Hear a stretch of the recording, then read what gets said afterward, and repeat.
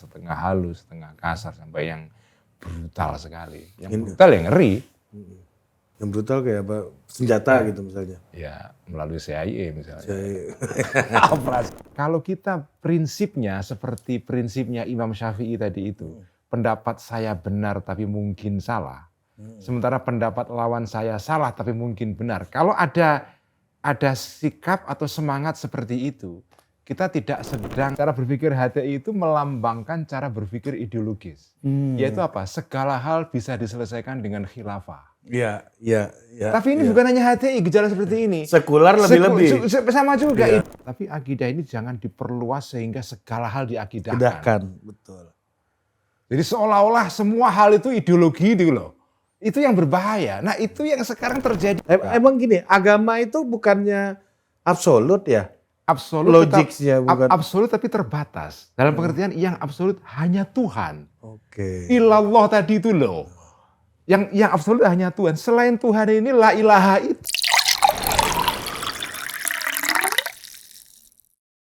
Apa yang salah dengan merubah keyakinan orang apabila keyakinan lamanya itu udah usang, udah dianggap nggak comply lagi dengan semangat zaman gitu, bertentangan dengan semangat zaman, menghambat kemajuan dan membuat orang itu terus terbelakang gitu kan. Kita lihat misalnya negara-negara dengan yang majority beragama Katolik tidak lebih baik daripada negara yang majority beragama Protestan gitu misalnya. Karena kalau kita balik lagi ke literatur lama kan memang Protestanisme ini adalah bagian dari upaya untuk mempromosikan semangat liberalisme dan kapitalisme misalnya yang dikatakan oleh Max Weber gitu.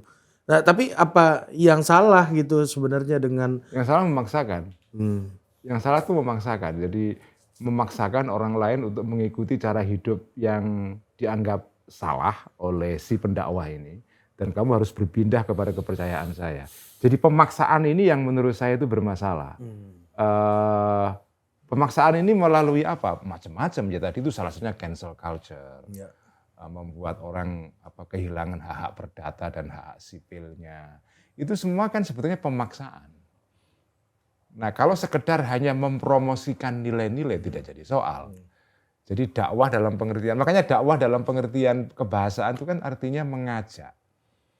Dan Nabi sendiri, nah ini kalau kembali kepada ajaran Islam, Nabi sendiri ketika dakwah itu kan tidak diizinkan oleh Allah untuk memaksa orang lain pindah agama. La ikraha fiddin, tidak ada paksaan dalam agama. Meskipun dalam keyakinan kita qad tabayyana ar-rusydu minal ghayy, yang benar dan yang salah menurut kita sudah jelas.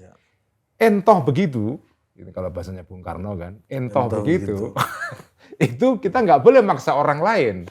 Nah tujuannya apa? Ya karena orang itu kalau dipaksa mengikuti iman baru dengan cara paksaan, itu ikutnya kan tidak dengan sepenuh hati.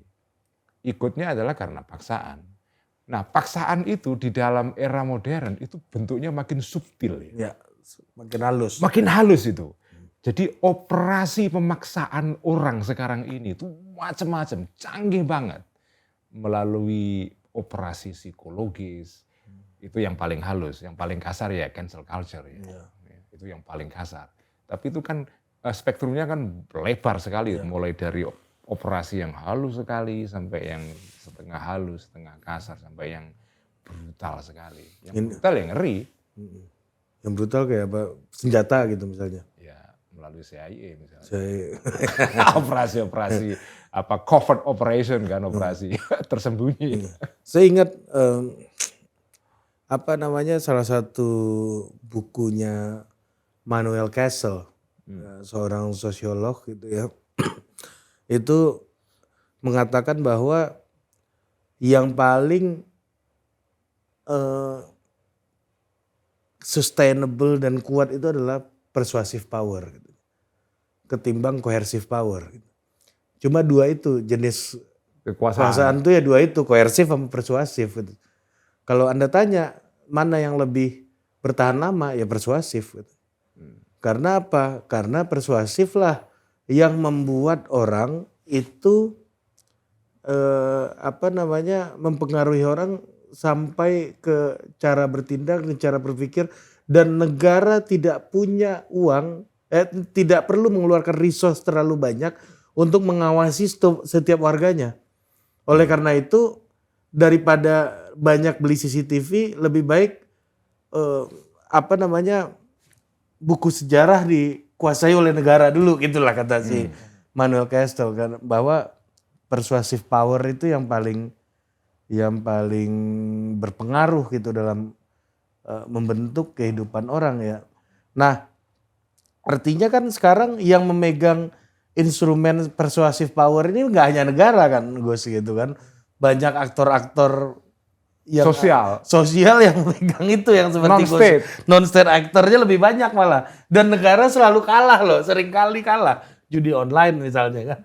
Iya kan, orang terpengaruh kan untuk judi online gitu misalnya kan, itu kan non-state actor semua, dan banyak hal tuh negara selalu bocor kalah. halus misalnya. Itu emang itu non-state actor. Non-state actor. Bukan sub kekuasaan. Partikelir. Buat saya itu lebih ke sub kekuasaan. Sub kekuasaan. Subkontraktor. Iya. Kan ada di perut tuh kan ada bakteri buruk sama bakteri baik kan, tapi sama-sama bakteri kan. Tetap. Ini sampingan aja lah ya. Iya. Nah, iya. Ya. Nah, artinya gimana ya Gus melihat fenomena ideologisasi semuanya ini gitu ya, ketika state pun juga nggak punya kekuatan yang signifikan lagi ya, seperti yang Castells bilang, kalau dulu bisa pakai buku sejarah, kalau sekarang kan udah nggak bisa gitu. Dan non-state actornya lebih kreatif, lebih kuat gitu untuk salah satu ideologisasi melalui cara yang persuasif ya, membujuk dengan cara halus kan. Ya.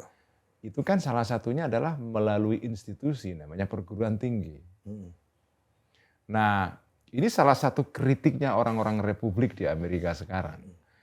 Saya selalu merujuk ke sana karena sebetulnya itu bukan karena ya saya mengagumi Amerika atau apa, tapi contoh terbagus sekarang ini itu yang bisa dilihat kelihatan sekali itu memang Amerika. Dan pelan-pelan kita juga mulai menyerap pengaruh-pengaruh Amerika itu secara tidak langsung ya.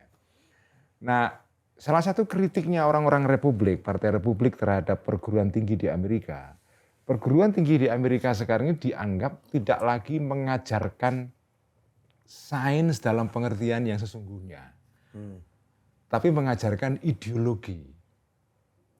Jadi terjadi juga ideologisasi di perguruan tinggi. Dengan kata lain, kalau pakai bahasa saya tadi itu, maslahat ditinggalkan. Kalkulus atau pertimbangan sesuatu berdasarkan ini apa bahayanya, ini apa manfaatnya, itu sudah nggak ada lagi. Tapi ini ideologi, kalau kamu nggak ikut ini, kamu ya menyingkir saja. Nah itu sekarang yang menjadi kritik daripada orang-orang Republik di Amerika. Dan memang kenyataannya betul, perguruan tinggi di Amerika itu sekarang memang dikuasai oleh kaum liberal kiri.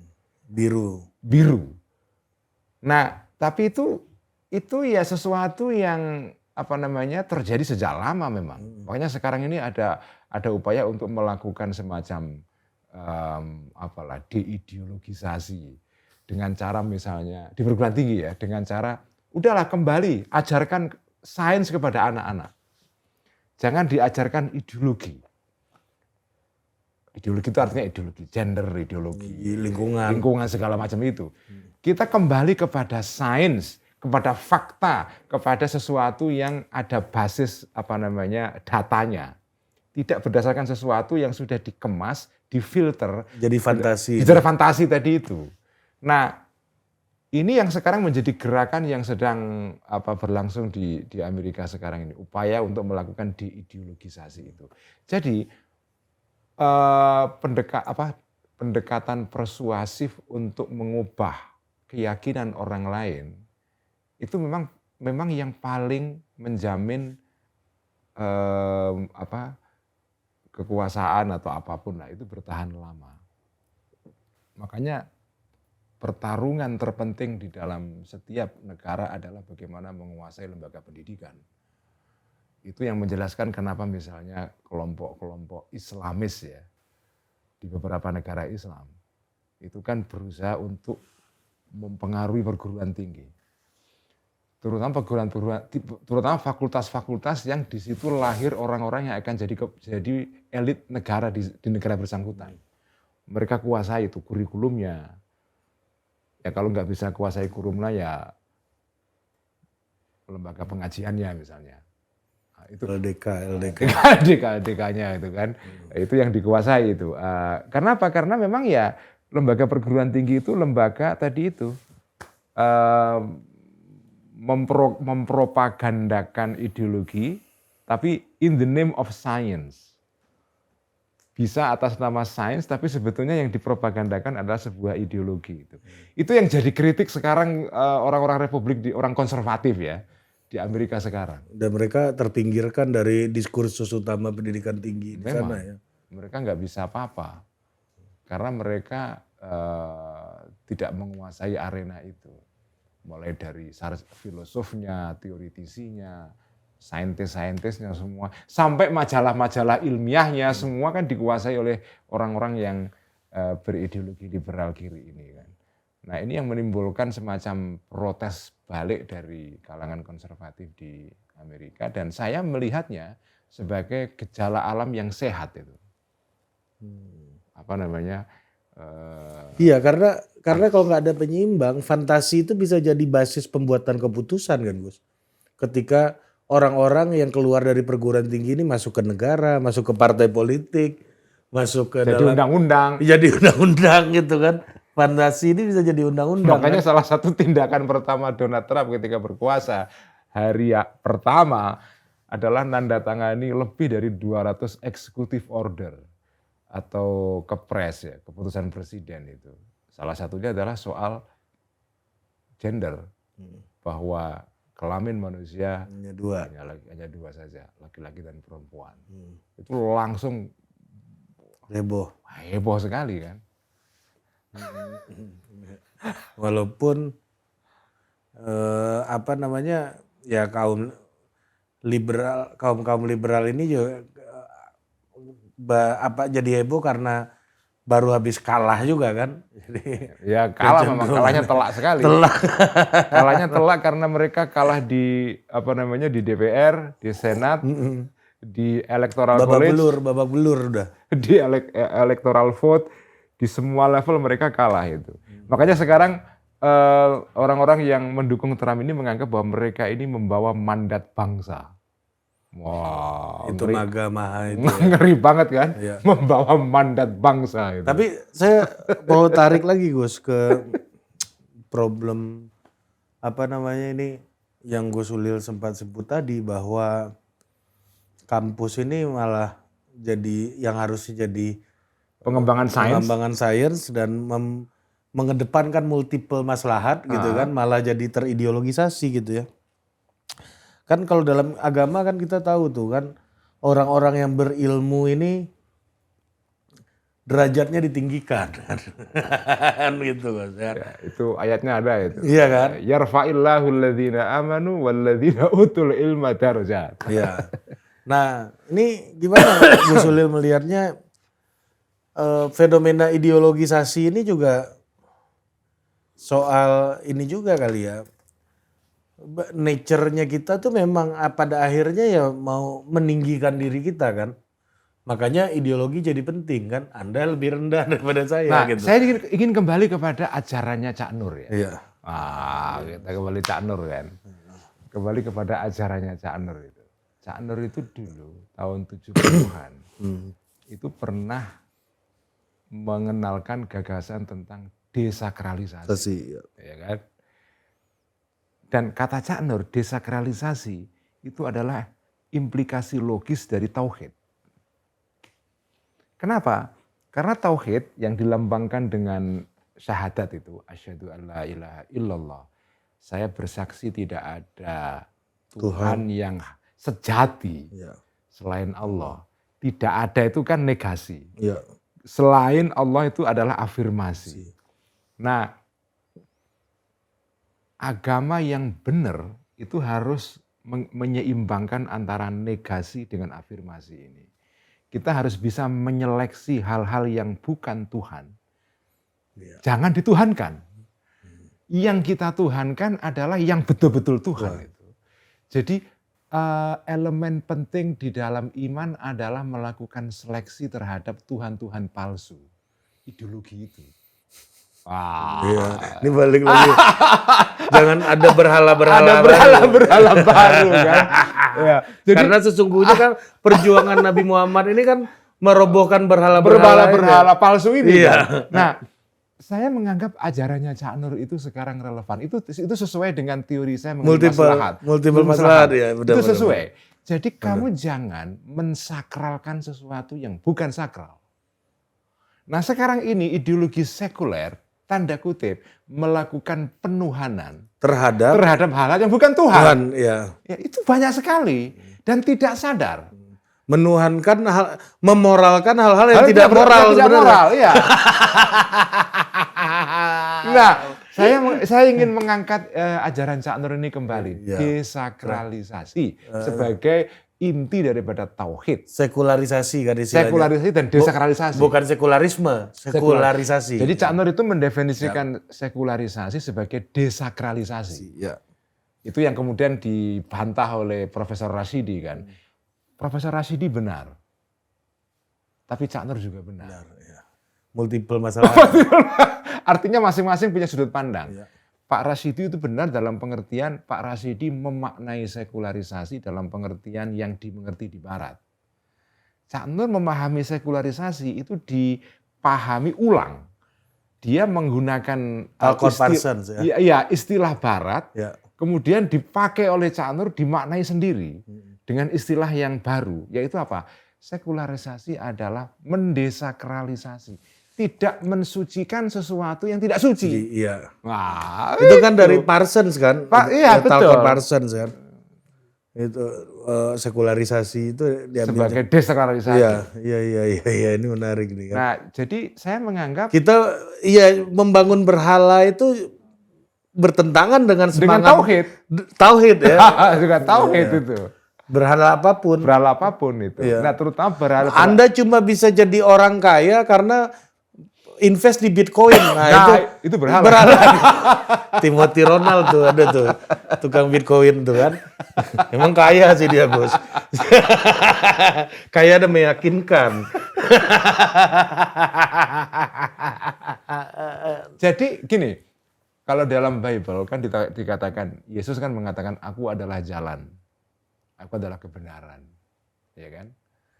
Nah, yang boleh mengatakan begini hanya orang-orang yang benar nabi dan rasul atau orang yang memang diberikan wewenang oleh Tuhan untuk mengatakan itu. Jadi nggak boleh setiap orang mengklaim ini. Problem di dalam ideologi sekuler adalah sekarang ini kita menyaksikan banyak orang membuat klaim itu. Di agama aja nggak semua orang bisa kayak gitu. Agama aja nggak semua orang. Iya. Bahkan malah di dunia sekuler malah melakukan itu. Di agama aja MUI gitu dikritik itu. Berarti lebih bigot orang-orang sekuler ini. Exactly. Jadi bigotry atau fanatisme itu sekarang secara tidak disadari muncul banyak di kalangan-kalangan akademis. Iya. Saya ketemu sama teman-teman saya yang di kampus udah berubah semua rasanya. Jadi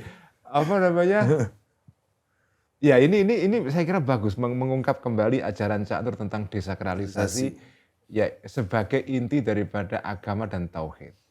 Dan itu cocok dengan tadi itu visi saya tentang multiple maslahat. Jadi maslahat itu banyak. Masing-masing orang punya versi sendiri mengenai maslahat. Kita perdebatkan saja. Nah, maslahat itu artinya segala sesuatu kita lihat dari sudut positif dan negatifnya.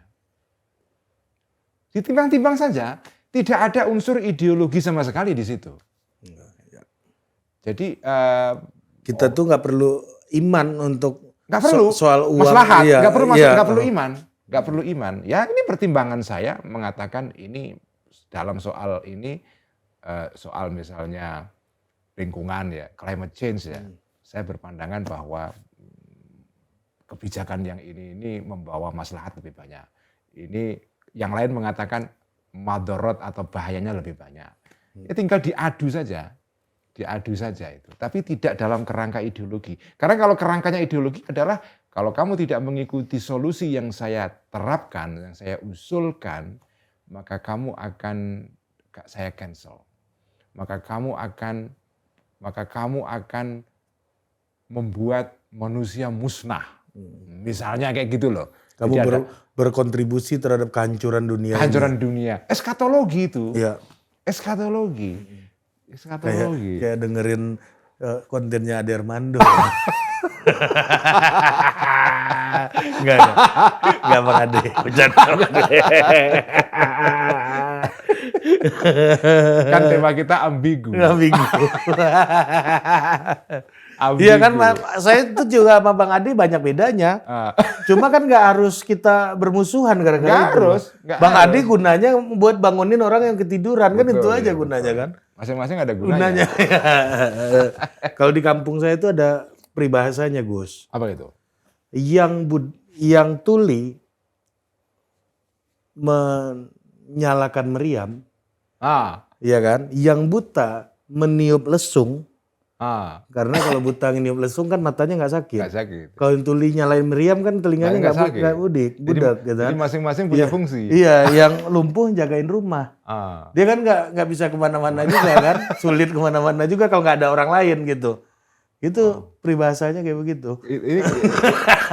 Ini ngomong soal tuli ya. Kemarin saya ketemu Komeng, ya pas acara Harlah NU di Senayan, kan Komeng datang. Iya. Komeng itu ternyata di semua tempat lucu itu. Iya. Emang lucu, Gus. Lucu banget ya, Gus. Coba nonton. Lucunya genuine. Jadi dia cerita begini. Ya cerita lucu. Kan dia punya kawan sesama pelawak, namanya Bolot. Ya, kenapa Bolot itu panjang umur? Karena waktu dipanggil Tuhan nggak denger dia. Coba Gus Ulir tonton, ini Gus saran saya ya, untuk menikmati kecanggihan Bang Komeng ini, nonton kontennya Bang Komeng sama Aji Roma Irama.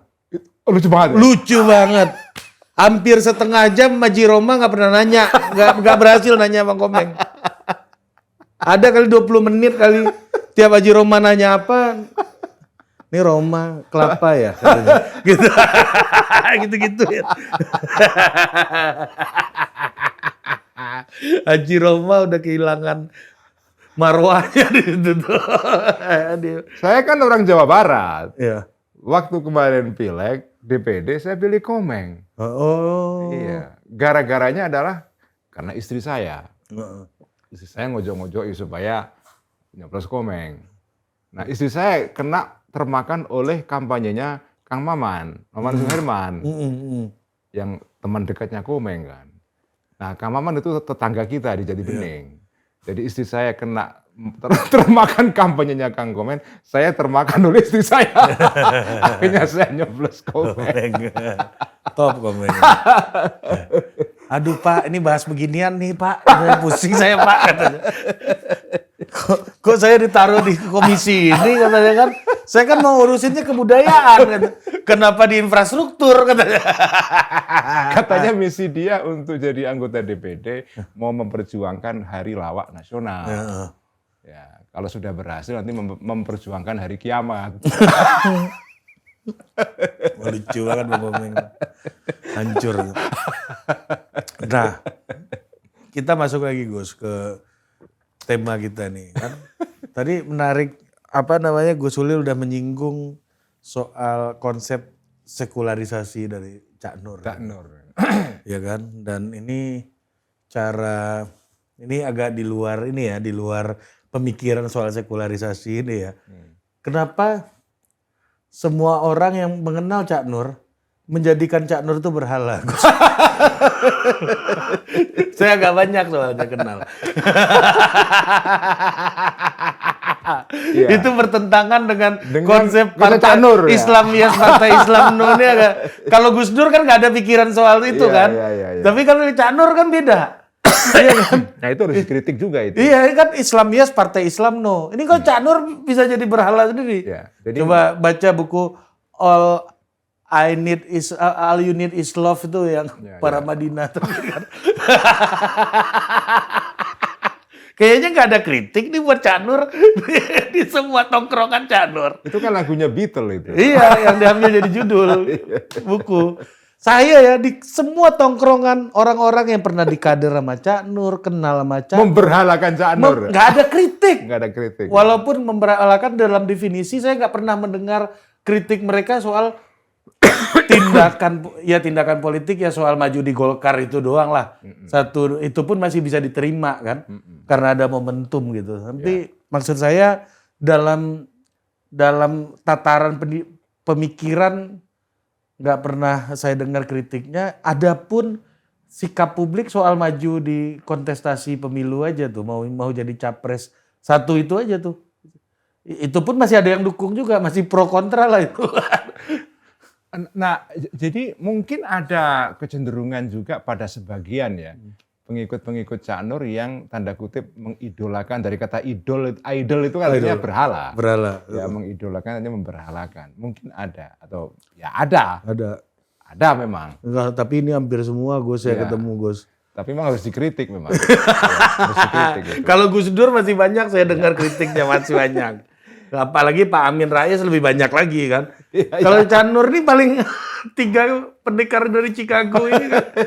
Cak Nur, Gus Dur, Syafi'i Ma'arif kan. Buya masih ada juga saya dengar kritik-kritiknya Buya. Kalau Cak Nur ini nggak ada loh, jarang banget saya dengar ada orang kritik Cak Nur. Ya kalangan-kalangan konservatif banyak mengkritik. Ya. Banyak kritiknya pada Cak Nur. Ya. Kritiknya keras sekali. Ya kalau konservatif kan memang beda market. Memang beda market.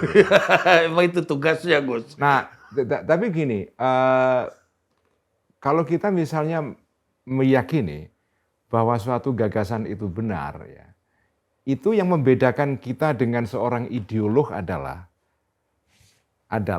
dalam satu hal tadi itu, yaitu kalau kita prinsipnya seperti prinsipnya Imam Syafi'i tadi itu, pendapat saya benar tapi mungkin salah, sementara pendapat lawan saya salah tapi mungkin benar. Kalau ada sikap atau semangat seperti itu, kita tidak sedang mengoperasikan sebuah ideologi. Tapi sorry Gus, ini saya setuju deh. Tapi benar nggak pendapat saya tadi? Benar. Iya kan? Benar ya. Iya kan, circle-nya Cak Nur hampir nggak ada loh kritiknya loh. Bener loh. Gue udah 10 tahun loh bergaul di lingkungan itu loh. Kau kan menjadi bagian dari keluarga.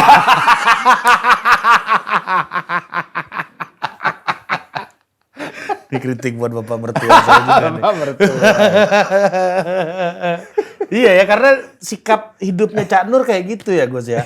Mungkin ada pikirannya yang berbeda, mungkin ada. Ya kan? Nggak mungkin sama semua kan sama sahabat-sahabat ini kan nggak mungkin sama semua. Nggak mungkin. Cuma dia beliau punya sikap mental yang kayak Gus Ulil sebutkan mengutip Imam Syafi'i tadi gitu ya. Mungkin apa tadi Gus gimana? Pendapat saya benar, tapi mungkin salah. Ya. Pendapat lawan saya salah, tapi mungkin benar. Ini kayak yin yang kan? Iya bagus. Di dalam putih ada hitam, dalam hitam ada putih. Coba kamu baca nih Cak Nur yang ini ya, gitu. Ada semua persoalan nih, di dalam buku-bukunya Cak Nur nih saya lihat. Nah itu cara berpikir HTI itu. Cara berpikir HTI itu melambangkan cara berpikir ideologis. Yaitu apa? Segala hal bisa diselesaikan dengan khilafah. Iya. Tapi ini bukan hanya HTI, gejala seperti ini. Sekular lebih-lebih. Sama juga, ideologi sekuler juga punya kecenderungan yang sama. Kalau kamu tidak menyelesaikan masalah dunia dengan cara ini, maka akan punah manusia ini. Tapi emang Marxis lebih progresif berarti. Iya. Masalah manusia itu adalah kelas. Kalau masalah kelas sudah selesai gimana? Masih ada soal lingkungan, gender, masih ada yang lain. Nggak selesai dengan satu hal kan kalau Ya, memang. Marxisme kan. Iya. Masih ada yang lain-lain masalahnya. Tapi selesai ini, habis ini masalah ini. Jadi gejala HTI bukan hanya gejala HTI per se, Ya, ini gejala umum Umum. dalam setiap ideologi. Ya.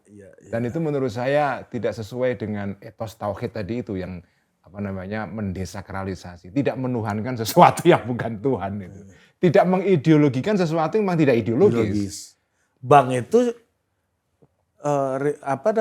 agama soal iman apa bukan kan kalau bank itu. Bank itu soal dunia kan. Soal dunia. Ya udah dunia bukan aja. akidah. Bukan akidah gitu. Itu Cak Nur kan gitu kan. Ya. Mengkritik Bank Syariah. Jadi akidah itu kan sesuatu yang suci kan. Jadi kita tidak bisa juga hidup tanpa akidah memang. Ya. Tapi akidah ini jangan diperluas sehingga segala hal diakidahkan. Kedahkan, betul. Jadi seolah-olah semua hal itu ideologi itu loh. Itu yang berbahaya. Nah itu yang sekarang terjadi di Amerika kemarin. Itu yang terjadi itu. Makanya sekarang timbul gelombang arus balik ini. Ya. Tapi kalau soal akidah misalnya gini Gus. Saya tuh ingat tuh dulu waktu mau akekahan anak saya kan perempuan. Kan satu kambing. Satu kambing. Kalau laki-laki 2. Bapak mertua saya bilang equal aja, bikin aja 2. Iya nggak apa-apa kan sebenarnya. Nggak apa-apa. Cuma tambah dana aja. Iya tambah dana aja nih. Soal equality ini kita jadi nambah dana. Tambah dana. Mahal itu. Konsekuensinya ini kan Gus kan. Tapi itu benar loh. Maksud saya pada akhirnya kita harus kembali ke Imam Syafi'i tadi ya Gus agar tidak terjebak di dalam Pemutlakan diri. pemutlakan diri. Gitu. Pemutlakan diri. Pemutlakan diri. Iya benar ya. Pemutlakan diri. Mungkin saya benar, tapi mungkin salah juga. Ya kan? Mungkin salah. Mungkin Anda benar, tapi mungkin salah juga kan. Jadi kalau dalam versi Arabnya ya supaya Iya. percaya Iya, orang-orang kan. iya biar untuk kebutuhan marketing. Kalau versi Arabnya itu ra'yi sawabun yahtamilul khata' wa ra'yu khasmi khata'un yahtamilus sawab. Jadi pendapat saya benar. Ya pendapat saya masa salah. Kalau saya berpendapat kan pasti benar. Pasti benar. Saya meyakini saya benar. Itu keniscayaan Ya lah. keniscayaan. Tapi mungkin salah. Nah pendapat lawan saya salah jelas. Saya kan kritik lawan saya, tapi juga mungkin benar itu. Nah di sini yang disebut dengan truth claim. Klaim tentang kebenaran itu pasti nggak terhindarkan. Setiap orang ketika berpendapat pasti mengklaim dirinya benar. Cuma truth claim itu ada 2. Truth claim yang mutlak, yaitu bahwa saya mutlak benar. Nah ada truth claim yang relatif. Jadi saya ini benar, tapi mungkin juga salah. Oke, berarti multiple maslahat ini baru bisa kita baru bisa melihat berbagai macam problematika kehidupan sosial dari perspektif multiple maslahat ini ketika kita bisa berdiri di klaim yang relatif tadi ya. Betul, bukan truth claim yang absolut. Absolut. Nah sebetulnya ini ajaran sesuatu yang sudah kita pelajari sejak lama. Emang gini, agama itu bukannya absolut ya? Absolut, Logiknya bukan. Absolut tapi terbatas. Dalam pengertian yang absolut hanya Tuhan. Oke. Ilallah tadi itu loh. Yang absolut hanya Tuhan. Selain Tuhan ini la ilaha itu gitu loh. Tidak Tuhan semua itu. La ilaha itu. Bagus. Tidak Tuhan gitu loh. Nah ini beda dengan kaum ateis. Iya. Kita nggak ada Budi di sini kita ngomongin kan. Nggak, Budi juga nggak ateis. Umroh kok sama saya kemarin. Gimana mana ada ateis umroh. Jadi kalau dia pula gini Gus, ini ada cerita. Jadi saya tuh rajin banget sholat subuh di Mekah di Madinah itu. Bukan karena apa-apa Gus, karena yang bangunin Budi. Saya merasa dihina kan, kok dia yang bangunin, harusnya kan gue yang bangunin dia. Kebalik kan? Kebalik. Panas hati ini. Iya malu kan saya kan. Malu saya sama Tuhan nih gara-gara dibangunin Budi. Bener juga kan, kebenaran ini bisa datang dari siapa saja ternyata. Nah jadi saya menganggap tauhid dalam pengertian tadi itu desakralisasi itu fair. Karena gini, kalau kita ateis, itu la ilaha murni. ya memang nggak ada Tuhan. Nggak ada Tuhan. Ya. Ya. Nggak ada selainnya. Nggak ada selainnya. Nah, kalau yang beriman itu tetap mengakui adanya Tuhan, tapi yang berhak disebut Tuhan itu hanya satu saja. Selebihnya ya sudah bukan Tuhan, jangan disakralkan gitu loh. Nah, makanya ideologi-ideologi sekuler itu menurut saya perlu dikritik dengan pendekatan ini, yaitu bahwa mereka mengoperasikan sesuatu yang mirip agama, yaitu agama yang dulu dalam bentuknya yang lama itu banyak sekali mensakralkan hal-hal yang sebetulnya tidak sakral. Kayak totem misalnya kan. Totem. Ya kan, totem ini kan ya ukiran aja, cuma dikasih interpretasi kan, makanya jadi sakral kan gitu. Kalau hari ini lebih banyak lagi totemnya kan. Tapi kan totem dalam masyarakat agama tradisional itu kan tidak sembarangan. Iya. Iya kan? Iya. Totemnya itu juga totem yang beneran totem.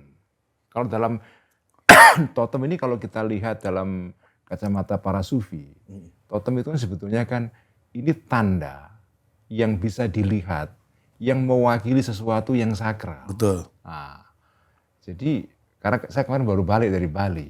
Bali? Dari Bali. Ngapain Gus? Ya ketemu, ada acara di sana, ketemu dengan seorang tokoh Bali di sana. Ya, dia sebetulnya seperti ingin mengoreksi salah persepsi di kalangan orang-orang Islam kan. Secara tidak langsung begitu. Dia mengatakan bahwa sebetulnya yang disebut dengan dewa-dewa di dalam tradisi Bali itu bukan seperti yang dibayangkan orang bahwa Tuhan itu banyak. Ini sebetulnya hanya tanda saja. Tuhan itu satu, tapi ini diwakili oleh suatu tanda yang namanya ya bisa bentuknya fisik, konkretnya arca atau apa. Tapi ini bukan Tuhan, ini hanya tanda saja. Kayak totem itu loh. Totem, ya. Jadi kita juga tidak boleh menyebut mereka ini menyembah barangnya itu. Mereka ini menyembah sesuatu yang gaib, yang sakral, yang diberikan tanda berupa apapun lah itu, totem atau batu atau apa gitu. Nah, jadi sehingga saya setuju dengan yang dikatakan tokoh dari Bali ini, benar itu. Tapi ya kadang-kadang kan nggak ada maknanya di dunia sekulernya dituhankan juga ditotemkan. kan. Ditotemkan kan sama mereka kan. Bukan totem tapi ditotemkan. Iya, ditotemkan. Ditotemkan itu. Wah, itu sekarang banyak sekali. Dan saya kira saatnya kita sekarang mulai, dulu saya banyak mengkritik kalangan agama kan. Sekarang saya justru banyak mengkritik kalangan ideologi sekuler. Karena Mas Hari udah sama. Posisi mereka sama nih sekarang. Jadi sekarang ini ada kecenderungan pengagamaan di kalangan ideologi sekuler. Bagi saya ini juga harus dikritik gitu loh. Ya itu. Kalau dalam sufi itu kan Rumi mengatakan begini. Ya kan? Di saat kau senang, kau akan datang kepada orang yang kau cintai. Ya kan? Di saat kau sedih, kau akan datang kepada orang yang mencintaimu. Dalam banget itu. Iya. Sufi kan begitu kan. Ya nggak Gus kan? Saat senang kau akan datang kepada orang yang kau cintai. Iya kan? Di saat sedih kau akan datang kepada orang yang mencintaimu. Itu kalau diteruskan, kesedihan itu lebih bermakna daripada kesenangan. Karena menurut para sufi gini, kesedihan adalah hari raya bagi orang-orang yang ma'rifat. Jadi kalau orang sedang mengalami cobaan dan dia punya penghayatan sufi yang tinggi, itu sebetulnya hari raya. Tapi pada saat senang, itu sebetulnya saat cobaan. Betul. Itu krisis buat mereka. Krisis sebetulnya. Mantap. Oke, jadi istilah dalam kitab-kitab itu